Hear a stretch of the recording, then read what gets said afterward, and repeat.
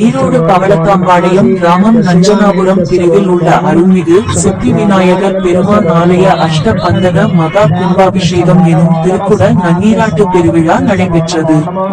விழாவில் புனித தீர்த்தம் எடுத்து வரப்பட்டு ஸ்ரீ விநாயகர் பூஜை, மகா சங்கல்பம், புண்ணியாகவாஜனம், முதற்காலை யாக பூஜைகள், புதிய சிலை, கண் திறப்பு, 96 வகை மூலிகை மங்கள பொருட்கள் கொண்டு சன்னதி ஹோமம், பூர்ணாகுதி மகா தீபாராதனை நடைபெற்றது.